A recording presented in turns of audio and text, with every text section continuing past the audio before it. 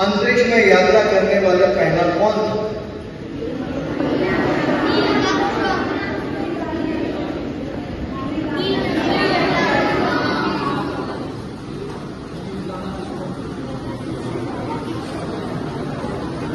मुझे तो लगता है हनुमान जी थे।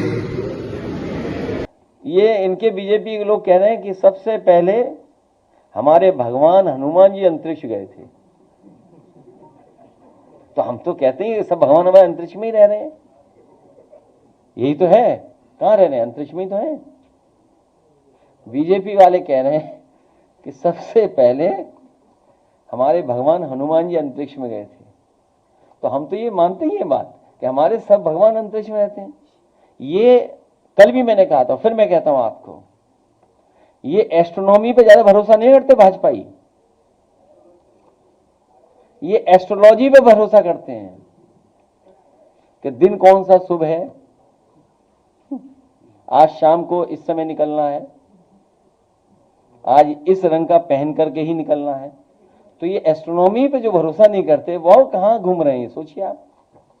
मैं उनको बधाई देता हूं और कभी मौका मिलेगा तो उनका जो अनुभव है वहां का वो जरूर देखना चाहिए, सुनना चाहिए। उनसे बातचीत से बहुत सी जानकारी मिलेगी। तो ये कभी मौका हमें मिलेगा तो जरूर हम मिलेंगे। और एक बड़ी फिल्म हम लोगों ने देखी थी, आप लोगों को भी देखे होंगे, तो बड़ी अलग थ्रिलिंग मूवी है वो, ग्रेविटी करके एक मूवी थी। कभी मौका मिले तो जरूर देखना आप लोग भी।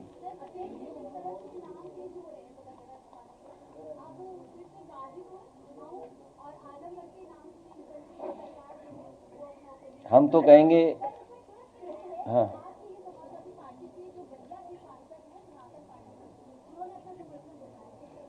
नहीं, हमारी बहन आज लाल कपड़ा पहन के आई हैं। और अगर ये बीजेपी के प्रेस कॉन्फ्रेंस में गई होती तो इनका भी नाम बदल देते वो।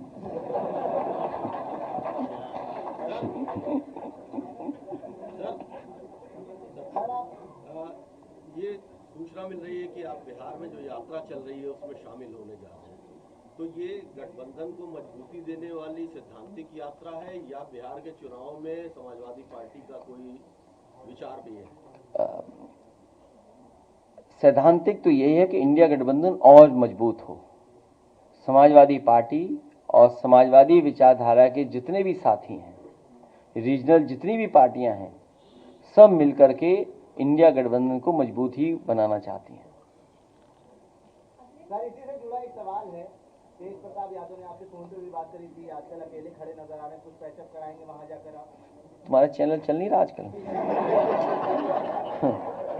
यूट्यूबर हो, यूट्यूबर हो? कौन चैनल है? चलो कोई बात नहीं।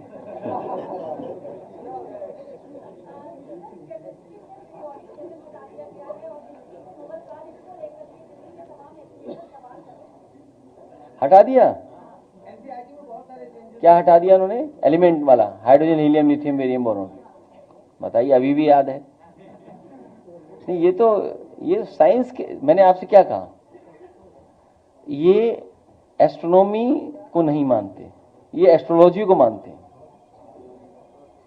उसी में आपका जवाब है।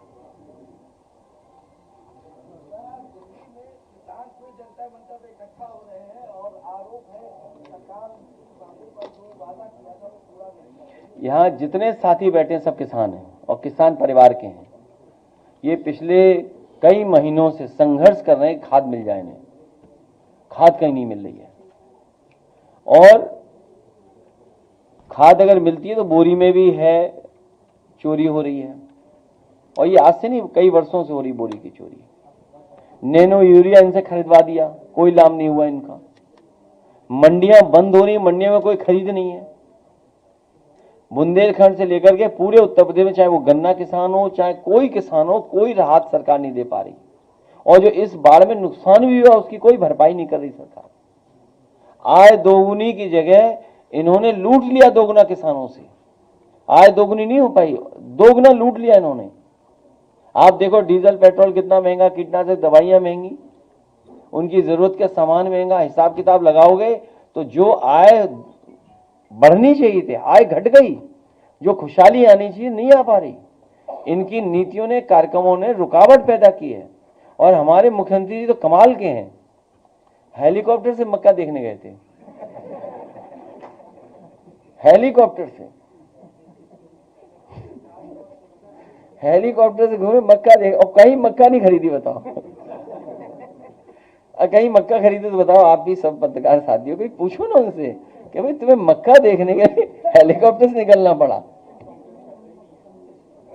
और तब हेलीकॉप्टर से मक्का खेतों में देखा, सड़क पर सूख रही थी मक्का, बताओ, सड़कों पे मक्का पड़ी सूख रही, बताइए आप।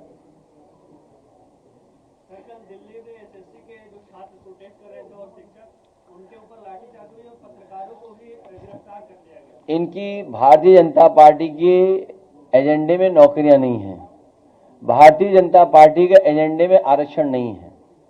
भाजपा जाएगी तब नौकरी आएंगी। 69,000 बच्चों को न्याय तभी मिलेगा जब समाजवादी सरकार, पीडीएस सरकार, सामाजिक न्याय के राज की स्थापना होगी। सरकार को जहां लगता है उन्हें नुकसान होने जा रहा है, वहीं कहीं पैरवी नहीं करेंगे। कल हम और आप सब लोग मिलकर के उनसे बातचीत करेंगे।